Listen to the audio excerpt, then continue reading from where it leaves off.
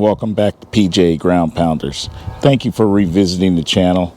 I had a questions on adjusting the belt, so I thought I'd go over that because that is one of our pre-checks.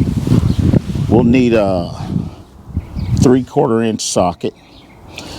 As you can see, I already took the shock off, but this shock goes here, takes a 3/4 inch socket here to remove that. Then I have a 1 7/16, which is equivalent to a 36 millimeter. And I use that here for this nut here. Okay. So that goes on there. As you can see, I've already loosened it up a little bit. Okay. So that goes on that side. Then we have our little handy dandy Harley tool. Has a 5/16 on one side, 36 millimeter on the other side. So after we took the 3/4 inch socket, took off the shock, we took the 1 7/16 and we loosened this nut up. Come over to this side here. You can see our wrenches up under here. Okay, you can see the tension in the belt. Okay, now if I was to push down, which if you look at it here, the washer's gonna move. See it? Now it put tension on my belt. Just how easy it is.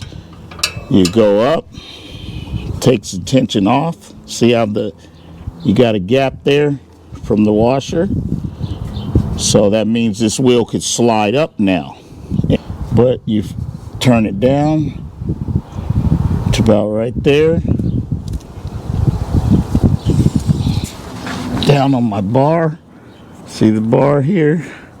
I'm looking around here. 1, 2, 3, 4, 5, 6. And again, I'm not sure what the book says, but this is what I use.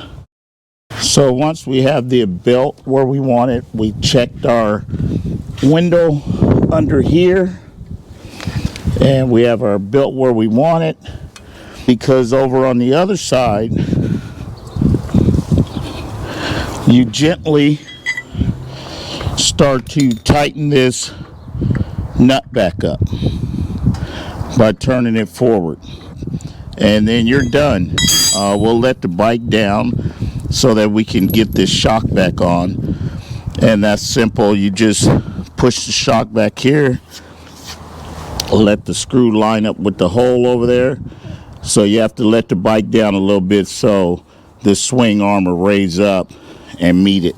For tips, motivation, or just inspiration, subscribe to my channel, PJ Ground Pounders. Let's get prepared and ride.